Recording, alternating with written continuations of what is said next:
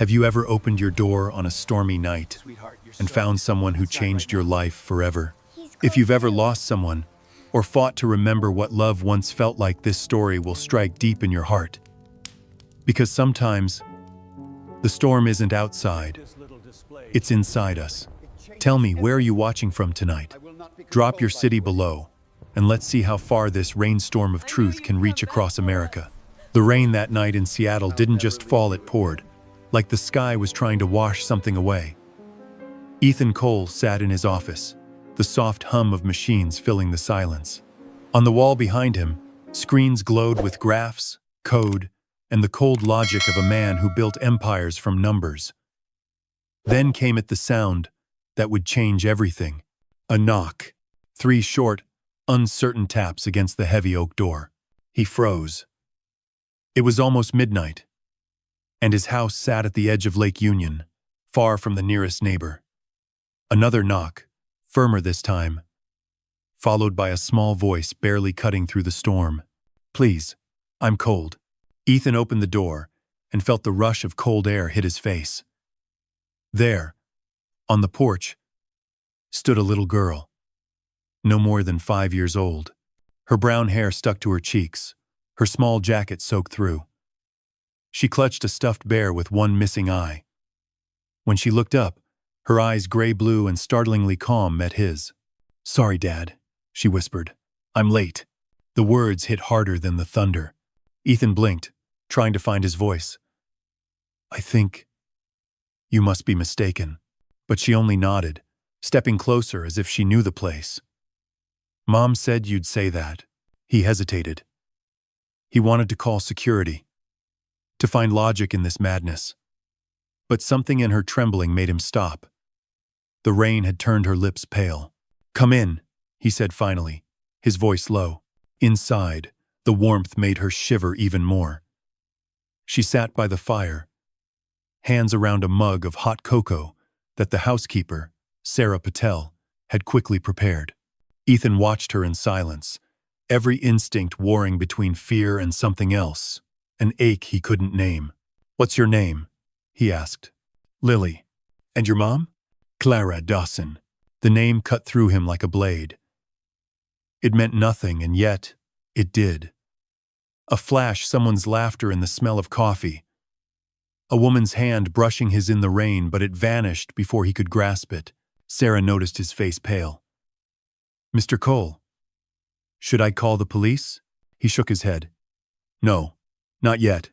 The little girl spoke again, her voice small but sure.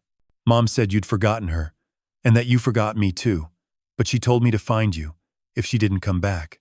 Ethan's hands trembled. He hadn't told anyone. But a year ago, he'd survived a car accident. The doctors said he'd lost a piece of his memory, 14 months. Gone, like smoke. He'd learned to live with that silence in his head. But now, this child stood before him, speaking the name that made his pulse quicken. That night, after Lily fell asleep on the couch, Ethan sat in the dark living room. Outside, lightning cracked across the lake, and his reflection stared back from the window-sharp suit, tired eyes, and a question he could no longer ignore. Was it possible that this little girl was telling the truth?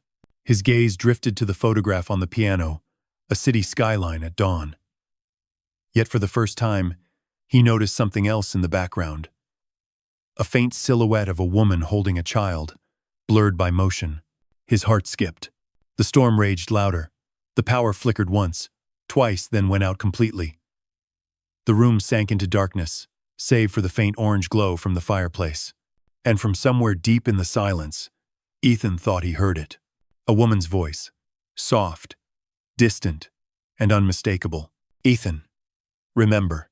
He turned sharply toward the sound, but there was nothing, only the hiss of rain on glass. Then his phone lit up on the table, buzzing once. An unknown number. No message, just one attached photo. A woman's hand, holding the same stuffed bear Lily carried, and a timestamp from 6 hours ago. Morning broke over Seattle in shades of gray and gold, the kind of light that made the city look half asleep. Ethan Cole hadn't slept at all. He sat at his kitchen table, The photo still glowing on his phone screen, the woman's hand, the same stuffed bear, the timestamp just hours before the knock. He couldn't explain it. He wanted to dismiss it as a scam, a cruel trick. But every time he looked at the child curled up on the couch, the doubt inside him cracked a little more.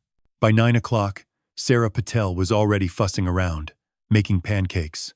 Lily hummed softly as she drew on a napkin with one of Ethan's pens. A picture of a tall man holding hands with a woman and a little girl under the rain. Above them, in big, uneven letters, she wrote, "Family." Ethan felt his throat tighten. "Lily," he said carefully, "can you tell me where your mom is?" She looked up, the pen pausing mid-air. "She said she had to go away for a while. She told me to find you if she didn't come back." "Did she say why?" The girl shook her head. "She said someone was watching us." That word "watching" settled in his chest like ice. 2 hours later, he called his lawyer, Diane Wells, and asked for a confidential DNA test. He didn't tell her why, only that it was urgent and private. By evening, the sample was taken. Ethan watched the lab technician seal the envelope and felt like he'd signed a deal with fate. Days passed. The mansion, once silent, now had the faint echo of small footsteps, giggles, and the scent of chocolate milk. Ethan tried to focus on work, but the sound of Lily's laughter haunted him too familiar, too right.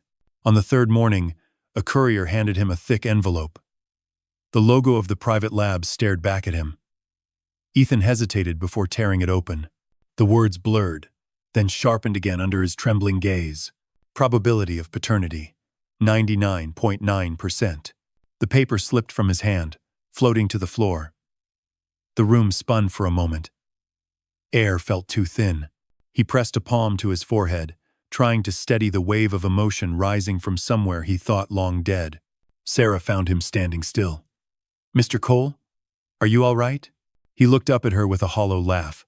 "Apparently, I have a daughter." Later that night, he sat by the fire, while Lily built a small house from wooden blocks. "Dad," she said suddenly. The word caught him off guard. "Yes?" She smiled. "Mom said you used to play piano for her when it rained." Ethan blinked. "I don't play piano." Lily tilted her head. "But the song was called Claire de Lune. She said it made her cry." The fire cracked. Ethan turned toward the corner of the room where his late mother's grand piano stood covered in dust.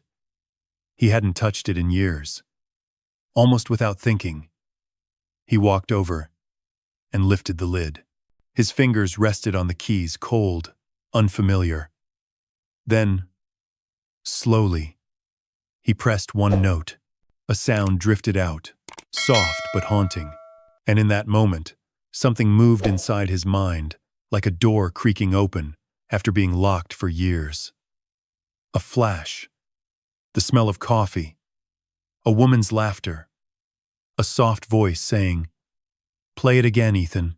He gasped, stepping back. Behind him, Lily had stopped building. She was staring at him, eyes wide. "What's wrong?" she asked. "Nothing," he whispered, though his pulse was racing. That night, after Lily fell asleep, Ethan opened his laptop and searched for Clara Dawson. Nothing. No records, no address, no history. It was as if she had never existed. Then, out of curiosity, he typed the Blue Note Cafe. A single image appeared: a small coffee shop near Fremont, boarded up after a fire 5 years ago.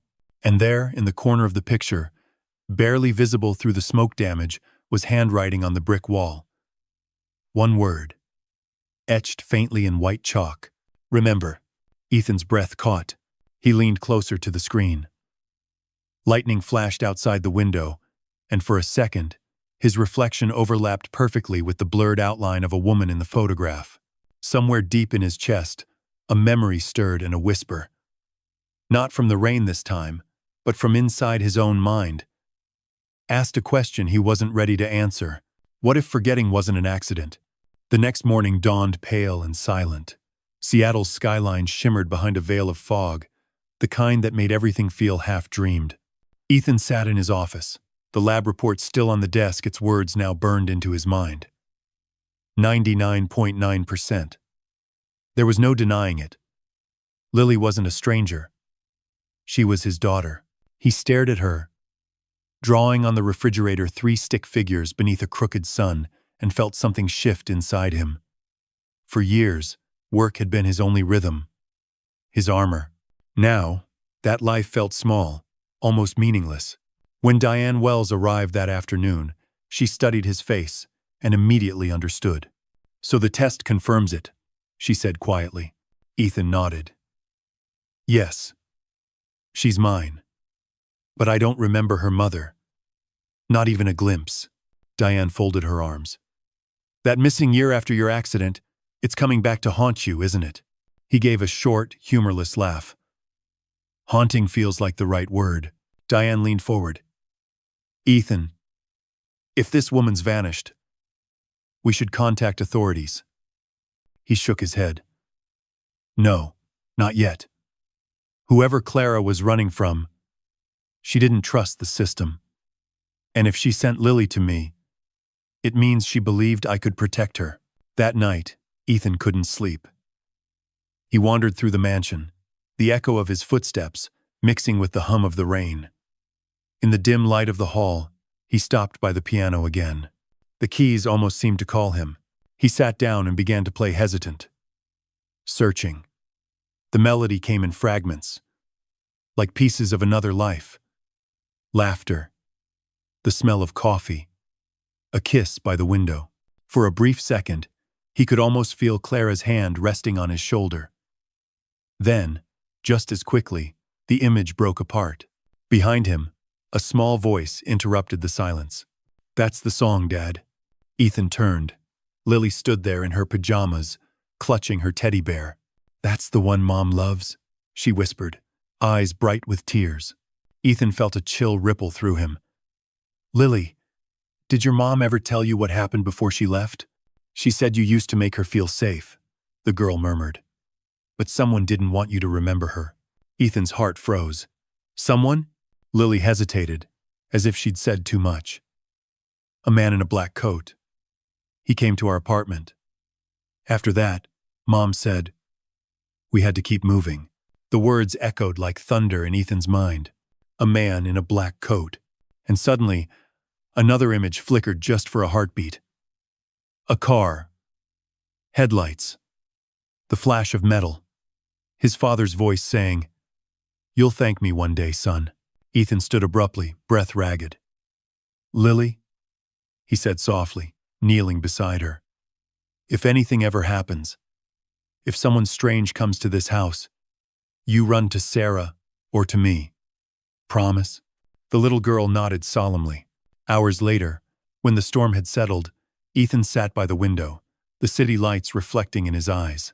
Somewhere in those lost 14 months lay the truth about Clara, about his accident, about the man who wanted her erased. He didn't know how yet, but he knew one thing for certain. Someone had stolen his memories on purpose. By the time Friday came, Ethan Cole had stopped pretending life was normal. He'd canceled meetings, shut off his phone, and turned his study into a war room. On the table lay everything he knew: photos, medical files, a map of places Clara might have lived. He'd gone from CEO to detective overnight. Marcus Brent, his longtime head of security, stood nearby. A broad, calm man who'd handled corporate espionage and stalkers for years, but never anything like this. "You sure you want me digging into your own past, boss?" Marcus asked. Ethan nodded. "If someone took a year of my life, I want it back." They started with the obvious, his accident 6 years ago. The police report said he lost control in heavy rain.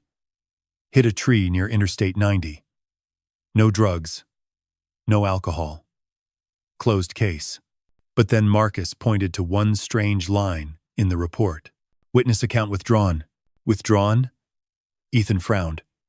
"By who?" Marcus looked up. "A man named Gerald Cole. Your father." Ethan's pulse spiked.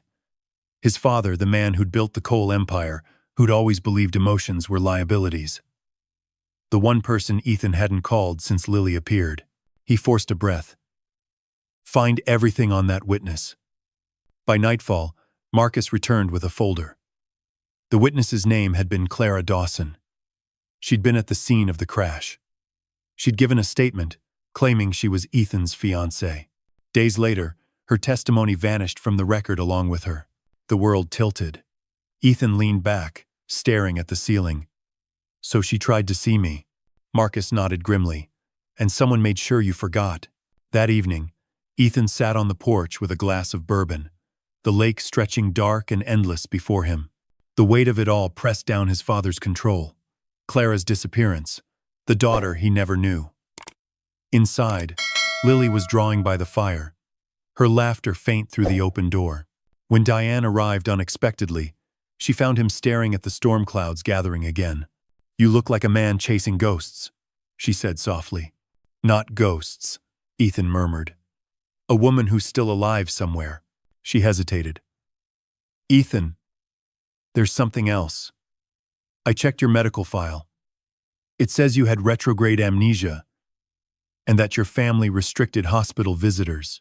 His jaw tightened, meaning Clara was kept out. Yes. Your father signed the order himself. For a long moment, neither spoke. The air grew heavy, the kind that comes before lightning. Then, as if on cue, thunder rolled across the lake. Inside the house, Lily's voice echoed faintly. Dad? Someone's at the gate. Ethan stood instantly. Through the window, he saw headlights piercing the rain. A sleek black sedan pulling up the driveway. The kind his father always used. Marcus appeared from the hallway, hand resting on his concealed holster. Do you want me to stop them? Ethan's voice was cold, steady. No. Let him in. The doorbell rang once, sharp and commanding. Ethan's heart pounded as he walked toward it. When he opened the door, the storm wind rushed in, along with the face of the man who had rewritten his life. Hello, son, Gerald Cole said. We need to talk. The silence between father and son was heavier than the storm outside. Gerald Cole stepped into the foyer, like he still owned the place, his gray suit immaculate. His expression carved in stone. Water dripped from his umbrella onto the marble floor, each drop echoing like a slow countdown. Ethan didn't offer a handshake. You shouldn't be here, Gerald smiled faintly. And yet, here I am. Because once again, you've created a problem that could destroy this family's reputation. Family? Ethan's voice hardened. You mean your company? Gerald removed his gloves with deliberate calm. Let's not play martyr, son. I know about the girl. The child. And before you embarrass yourself further, let me be clear. She's not your responsibility. Child. Ethan felt the ground shift beneath him. She's my daughter. The DNA test proves it. His father's gaze was sharp as glass. Tests can be faked. And that woman, Clara, was never meant to be part of your life. Lightning split the sky behind him. Ethan stepped closer. You kept her from me. She was at the hospital, wasn't she? Gerald's expression didn't flicker. You were in no condition to make decisions. She was a distraction, a waitress with debts. No background, no future. I did what was necessary. Ethan's hands clenched at his sides. You erased her from my life.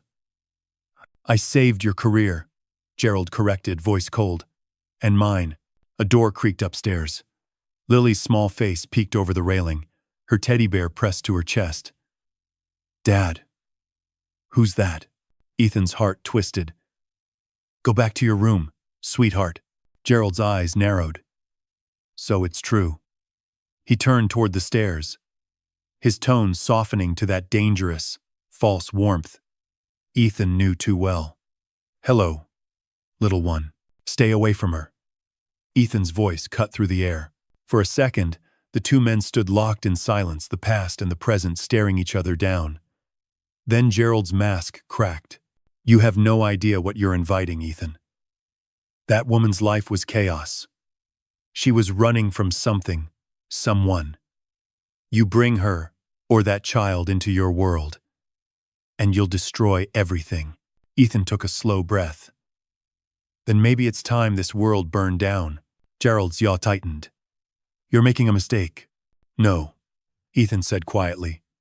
I'm finally correcting one. Without another word, he opened the front door. Get out. Gerald hesitated, the storm howling behind him. You'll regret this, he warned, stepping back into the rain. You can't protect them from what's coming. When the car disappeared down the driveway, Ethan closed the door and leaned against it, shaking. Sarah appeared from the kitchen, pale. Mr. Cole, what was that about? Ethan looked up the staircase where Lily had vanished moments ago. It's about time. I stopped being my father's son. He walked back into the study, soaked in the low glow of the fire, and opened his laptop. His fingers hovered over the keys. He typed one phrase he'd been avoiding for weeks. Clara Dawson missing person, Seattle, 2018. The search loaded slowly, the cursor blinking like a heartbeat. Then one image appeared, a faded photo from a local paper. Woman still missing after car fire near Rainier Highway.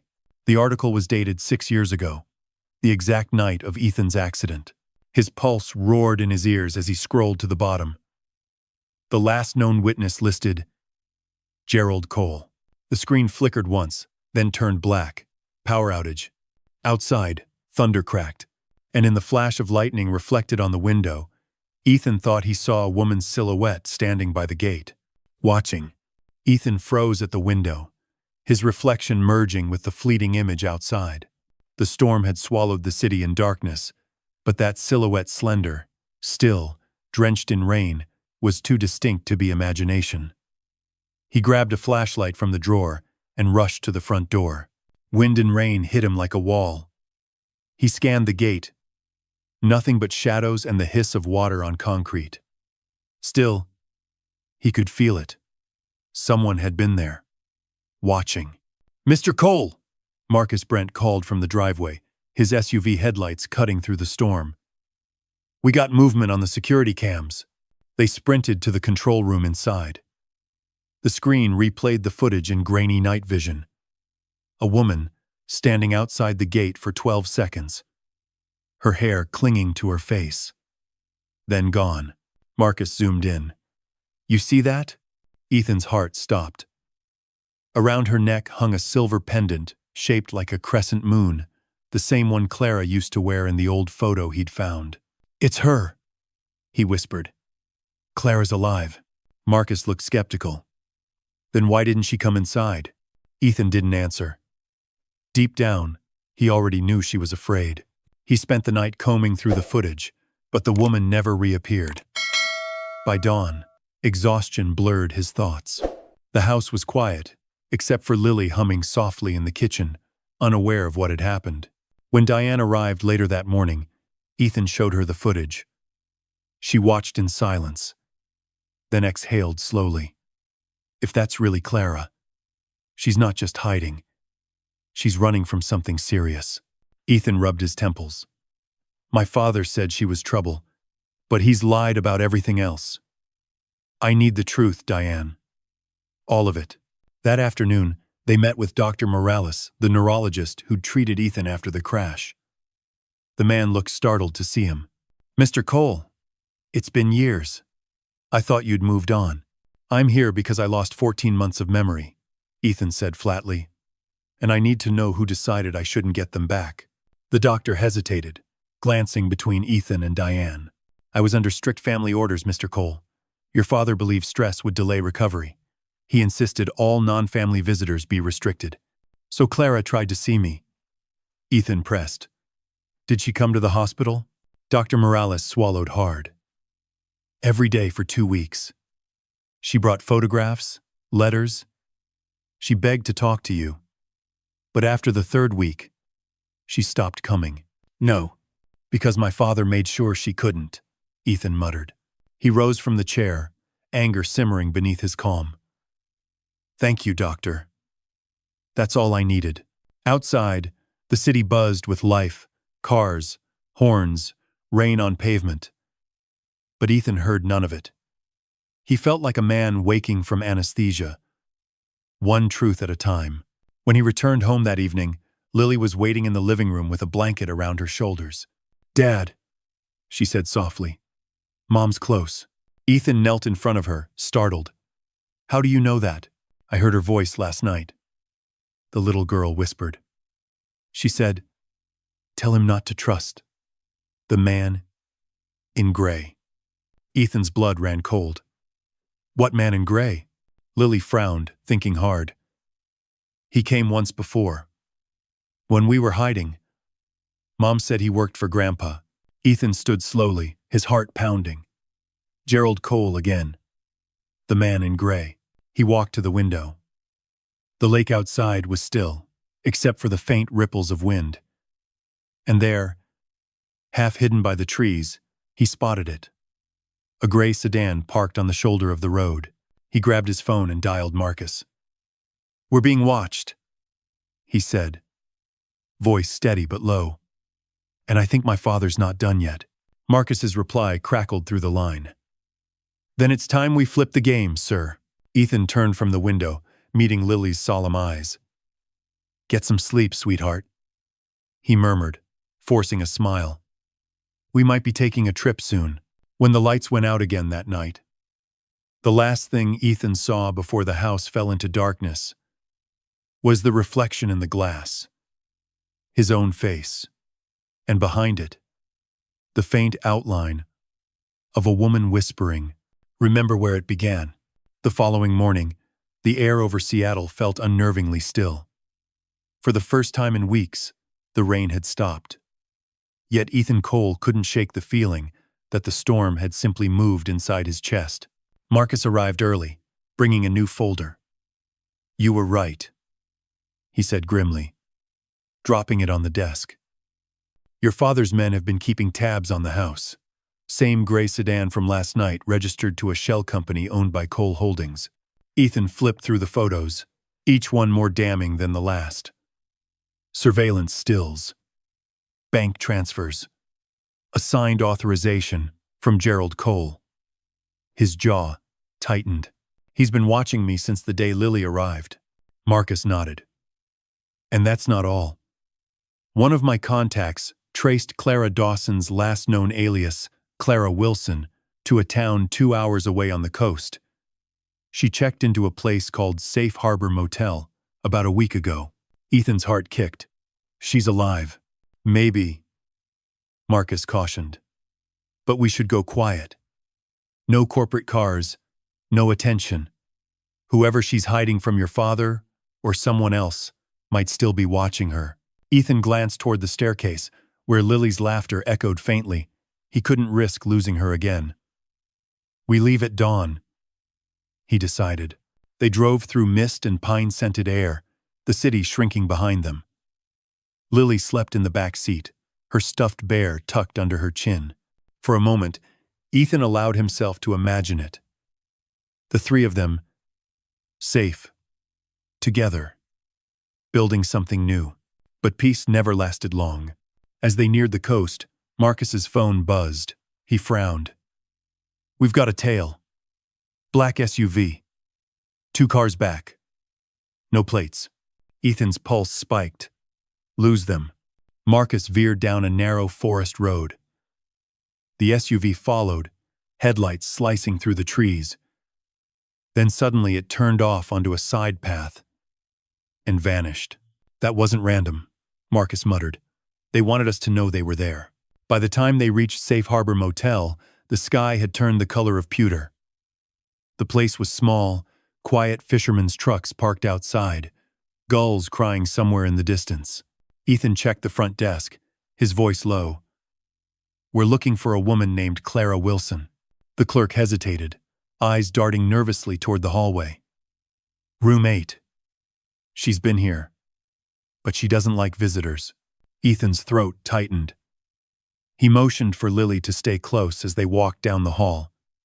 Each step echoed like a heartbeat. He stopped at door 8. lifted his hand, and knocked, softly. For a moment there was only silence. Then the faint sound of movement, footsteps, a chain sliding free, a lock turning. The door opened. Clara stood there, thinner, older, her brown hair cropped short, rain still clinging to her jacket. Her eyes filled instantly with tears when she saw Lily. "Sweetheart," Lily ran forward, burying herself in her mother's arms. "Mom, I found him." Ethan could barely breathe. Every detail of Clara's face, the small scar on her jaw, the way she pressed her lips together before she cried, slammed into him with the weight of memory. He stepped closer, voice trembling. "Clara." She looked up at him, recognition flickering between disbelief and heartbreak. "You remember?" "Not everything," he whispered, "but enough to know I never stopped loving you."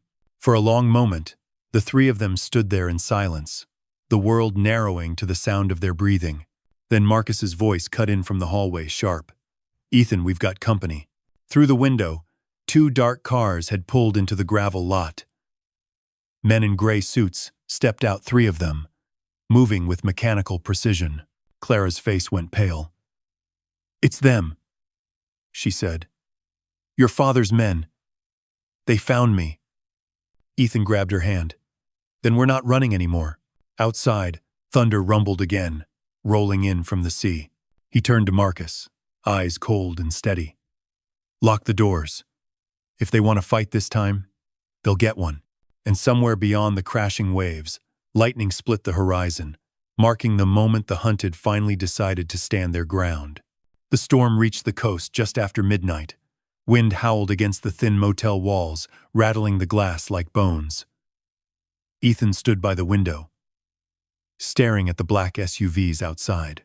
Their headlights cut through the rain in sharp white beams. Marcus crouched near the door, gun in hand.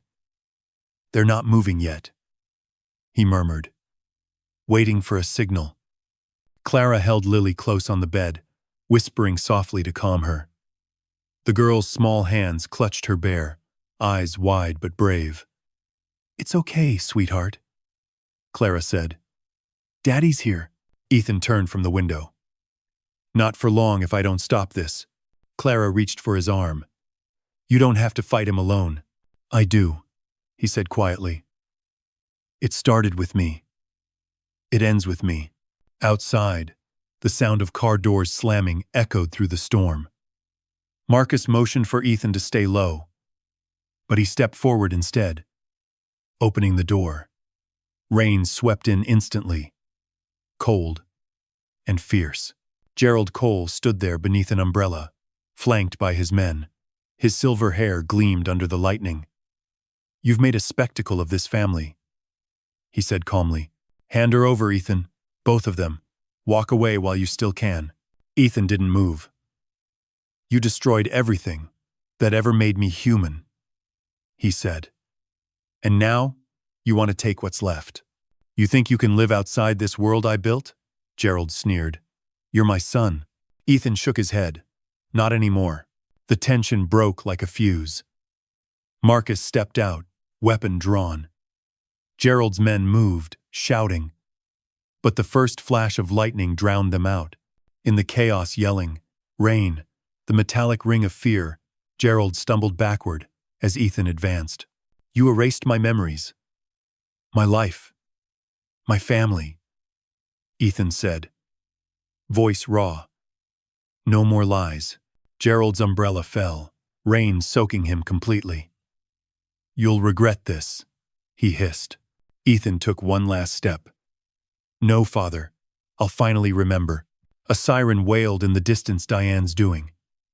Within minutes, federal agents swarmed the lot. Gerald's men were disarmed, their weapons confiscated. Gerald himself stood trembling, defiant, but defeated. As dawn crept over the water, Ethan wrapped his coat around Clara and Lily. The rain had stopped, leaving the air still and silver. Clara leaned into him, whispering, "It's over." He looked out at the horizon. "No," he said softly. It's just beginning. Weeks later, the coal empire crumbled. Gerald faced federal charges. The media called it the fall of a titan. But Ethan didn't watch. He'd moved his family to the Oregon coast, into a small cedar house overlooking the sea. Every morning, the three of them built sandcastles on the beach. And each night, when the sun dipped below the waves, Ethan played Clair de Lune on the old piano in the living room. One evening, as he played, Lily climbed onto his lap and whispered, "Dad, Mom says the rain doesn't mean sadness anymore." Ethan smiled, his fingers still moving across the keys. "No, sweetheart. Now it means we made it through." Outside, the first drops of rain began to fall again, but this time, they sounded like peace. The Daughter in the Rain is more than a story about loss and memory. It's a mirror, reflecting what it means to be human in a world obsessed with control. Beneath the mystery and the storm lies a message about redemption, the courage to face the past, and the quiet strength found in love. It reminds us that family isn't defined by blood or legacy, but by those who choose to stay, to fight, and to forgive. Through Ethan's journey, we see how even the most powerful man can be lost until he learns to listen to his own heart. Clara's resilience speaks to every soul who has ever been silenced, yet refused to disappear. And little Lily, innocent, hopeful, embodies the truth that healing begins when we stop running from the rain and start walking through it. This story invites us to believe that even in our darkest memories, light still waits to be remembered. It teaches that forgiveness is not forgetting, but reclaiming ourselves from pain. In the end, the rain that once symbolized sorrow becomes a baptism, a quiet, healing reminder that love, no matter how broken, always finds its way home.